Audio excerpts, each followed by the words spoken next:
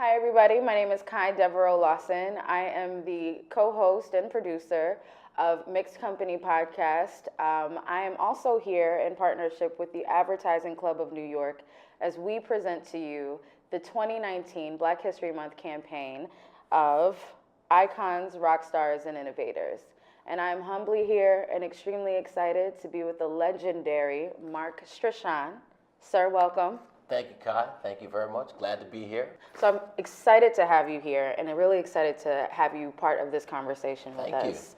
But before we get started, the first thing that everybody's going to want to know is kind of what has your journey been like in this industry as a man of color? Wow, I don't know if we have enough time. Let's try. But let's try. Let's try to get it all in.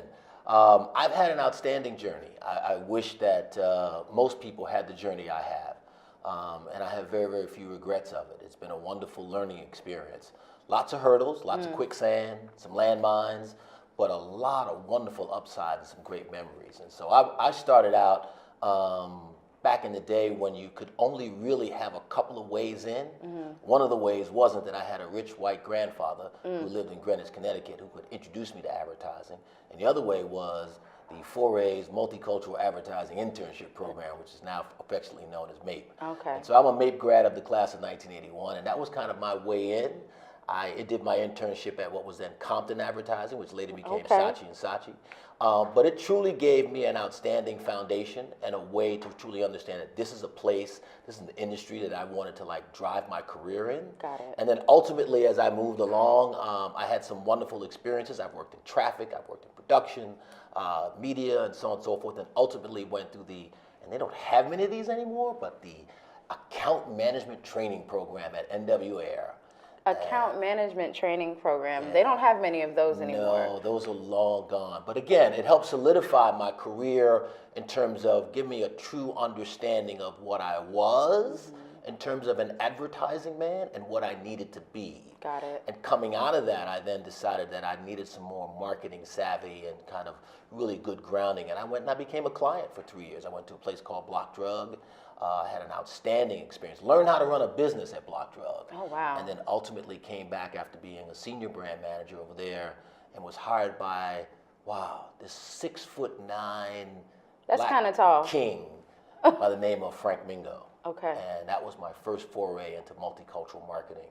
And I had a great experience as being a vice president and a senior vice president, running a lot of wonderful businesses over at the Mingo Group.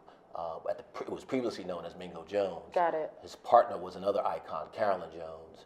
And then ultimately went back into brand management and had some great stints. Started 2 agencies. Just a couple, just out here starting some agencies. Started some agencies, did a partnership with Leo Burnett, and started Vigilante, which was the first true urban agency. Yes. And it wasn't just urban in the sense of urban targeting brown people, but urban in the sense of its geographic focus and geographic region. Like, why do people in the cities treat their dog different than people in the suburbs and such stuff of that nature? So but really it was really an outstanding, and it was an outstanding, wonderful experience. And then continued on and so on and so forth. And here I am, years later, client at Diageo, ultimately an EVP, Chief Client Officer at Publicis, and now Chairman of ADCOLOR. Got it. So what do you ask a man that has done everything in this business, from traffic to being an EVP and starting multiple agencies? We'll say multiple. Just what's the formula? What's and you know what? Hard work. Got it. Being willing to put in the work. As somebody says, just think about it like life. It doesn't come easy. Like Michael Jordan wasn't Michael Jordan until he put the work in. He had some talent, but he never could be that guy until he put the work in. Abdul-Jabbar put the work in. Yeah. All right, so you got to really, really put the work in. And unfortunately, some people think that, I don't have the experience, I don't have the opportunity, Mr. Charlie is not giving me, well, you know what? The reality of it is you find a way. You make a way. You lean on others. You reach out to others. You talk to people who have been there. And so part of our conversation today, I know we're going to talk about those that have came before, but without them, I don't get to where I am today. Right. Without them, I don't take some of the risks that I've taken. And without them, I don't survive because I know they did it. And they went through some tougher times with some more disadvantaged odds than I did. So, got it. Yeah. So we're actually here to speak about what we're calling the golden age of black advertising that we've kind of earmarked from the 1960s through the early 90s. And there's something about that era, and as you mentioned with a few athletes from that time period, where there was a collective consciousness, a collective empowerment that people embodied. Do you feel that there are some similarities to your earlier days in the business and what you see with young professionals coming up in advertising today? Unfortunately, yes, and part of that is there are still significant glass ceilings, not enough leadership role models. It seems like the opportunities aren't as vast as we thought they were or as they should be. We're still hearing some of the old stereotypical, I can't find, I don't know where they are they properly trained? All the same old BS that kind of gets in the way. One of the challenges that I had during my day, I think I had more role models on the client side, people like Virgis Colbert and Tom Shropshire, et cetera, that you looked up to, C. Mac, people that were in different places, George Lewis at Philip Morris and so on and so forth. And I saw them in those great roles. But we did have some great people on our side, but they were just few and far between. And unfortunately, they often got pigeonholed into this area of they could only do, and meaning that you could only do African American, or at the time, black advertising, and you weren't necessarily qualified to do anything else. Got it. It's interesting, actually, that you say that there are the same stories and the same narratives that are being presented about not being able to find talent. Your advice that you're giving to young people is to work hard. What is the advice that you give to people on the talent recruitment side that are saying that they're having a hard time finding talent? This is real easy. Do the same rigor, apply the same rigor, emphasis, and focus that you do on finding what you might call general market talent. Put the same focus out there. Roll up your sleeves, be curious, be hungry, be aggressive. Marc Strachans are out there. The Sheldon Levys are out there. The Valerie Graves are out there. There's a boatload of folks out there. There's a boatload of folks out there that are currently doing it. Yeah. And you know what some of them really need? Nurturing, development, air cover, someone to pull them aside and help them say, navigate this landmine over here, don't walk in that quicksand over there, and so on and so forth, and polish that talent into an outstanding diamond.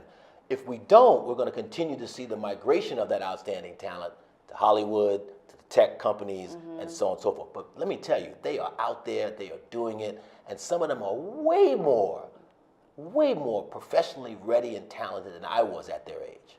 That says a lot, that you actually see that in the youth, or not necessarily youth, but young professionals these days. Going back to the amazingness that has happened over the last 40 years within the business, we have seen the excellence of agencies such as Uniworld and Burrell. Why do you think that those agencies have sustained so long in the business? Well, let's take a moment and pay some homage to some of the reasons and rationale. There were some people that came before them even. Yep. All right, so we talk about the founding father being Vince Cullors, and he's really known in 1956 as starting what we'll call the first of the full-service African-American or black-owned agency. And Vince did some outstanding work, and he opened the doors for Tom and Byron to launch Burrell and Uniworld and various others, Frank and so on and so forth. But there was Zebra. There were a couple of other agencies. I just want to take a note because I don't want to mess up. I'm here for the notes. I don't want to mess up the notes. But in 1940, it was Vomac Advertising in Inwood, New York. In 43, David Sullivan. In 43, Fuchs Young Powell in Detroit. And then came along Clarence Holt, who went to BBDO as a media and multicultural legend. Roy Eaton went to Y&R. And these were people who, again, helped pave that way. I think what had happened in the 60s and 70s, corporate America caught on because of not necessarily the opportunity to build the business, but in many cases it was, let's keep the right reverend off our lawn. And so what is it going to take to keep peace. Right. So some of these accounts, which many people did not want, I think Tom was a real good advocate of not accepting what the people call charity accounts, but many of them were politically driven. But the people who took those accounts did outstanding work. Got it. And they lived to the rigors and the focus of the business of advertising. Not black advertising, advertising.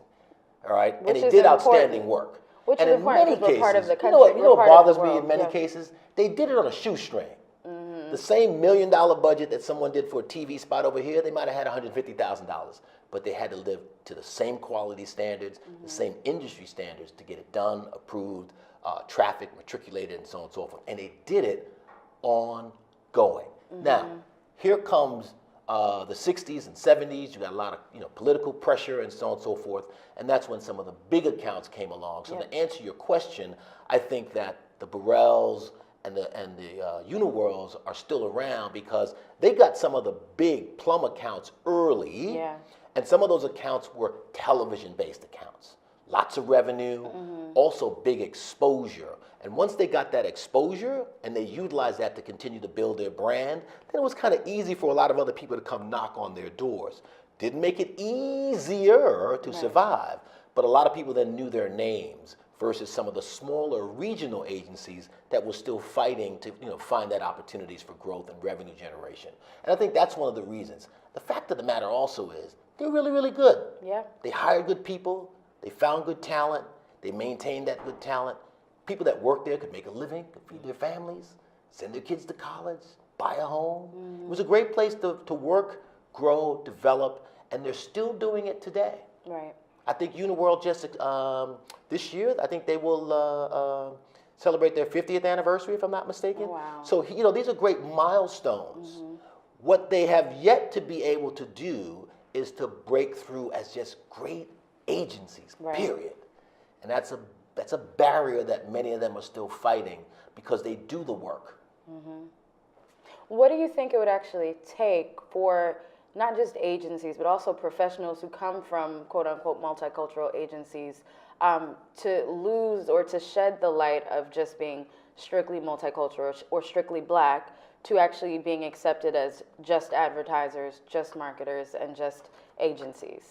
Well, I look at it this way. It's a great time to be in advertising.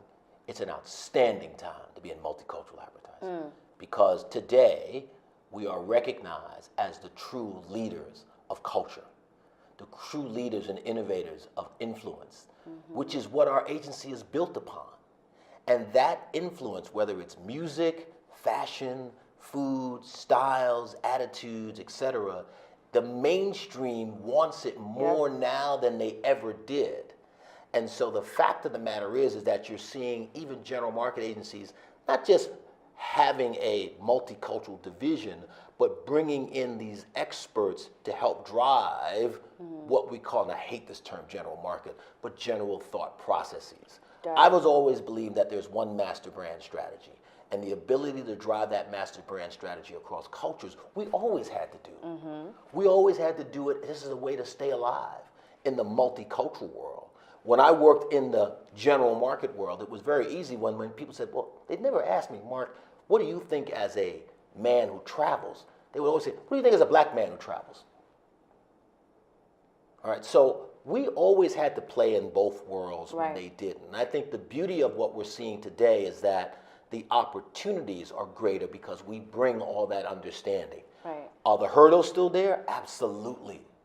Is the resistance still there? Positively. But clients are getting more and more savvy. They're saying, you know what? 30% of my business comes from here. 50% of my business over here is driven by this or influenced by this. What are you doing to help me get there? Now, hopefully, as periods and time moves on, some of those clients will bring in those agencies to help them do that more as a general perspective and not just a specialist with a special set-aside budget. And the clients that are seeing and acting that way are the ones that are seeing the big results. Right.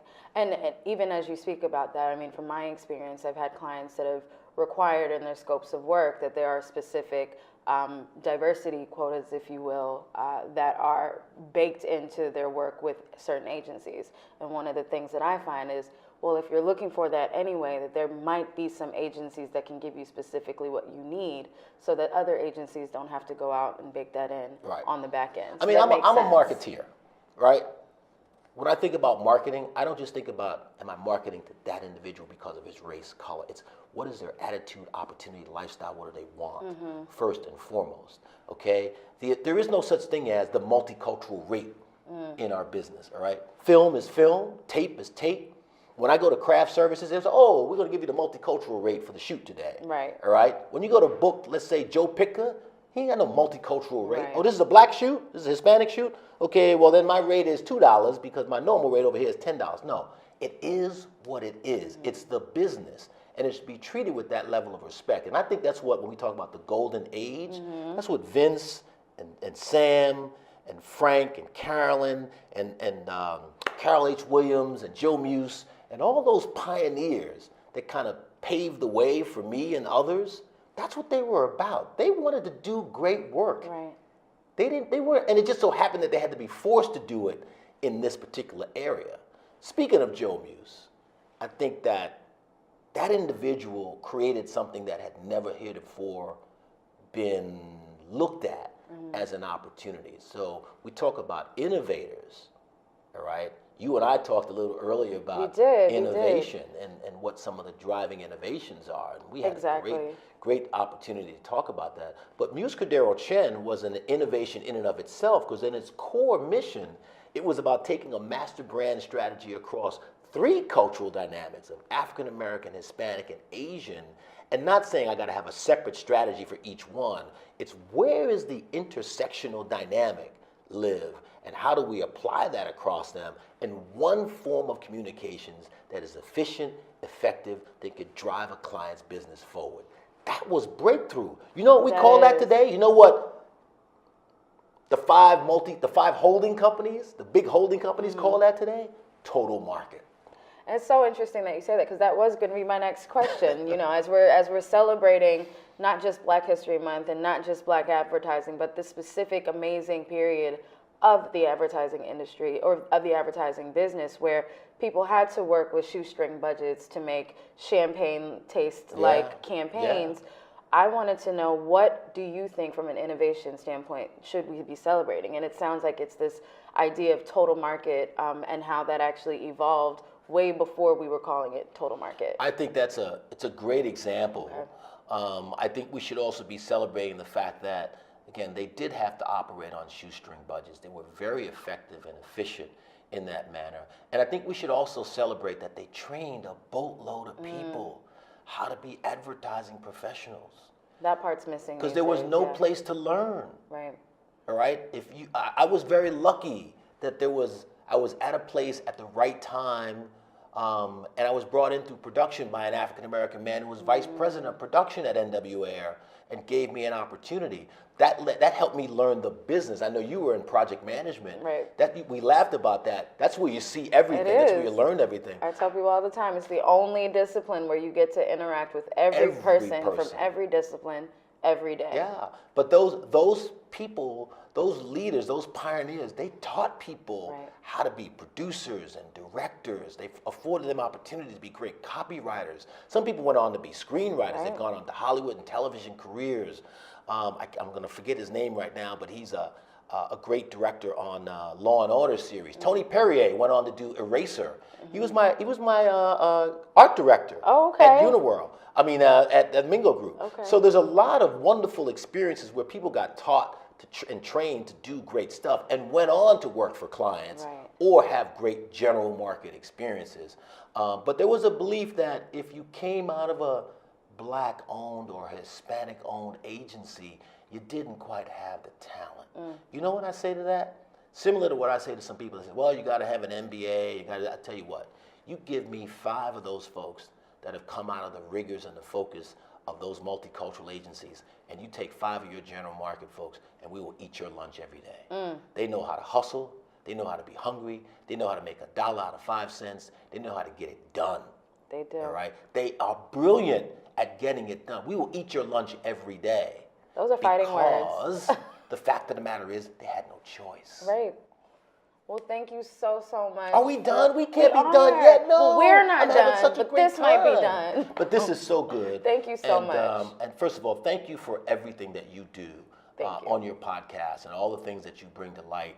And thank you for having me. And thank you, Ad Club, for doing this and just making sure that those pioneers of that golden era don't get forgotten. Absolutely. And are honored and celebrated as we move forward. Cheers. Amazing. Thank you so much. Outstanding. It's been Thank a you, sister. pleasure. Really appreciate it. Thank you.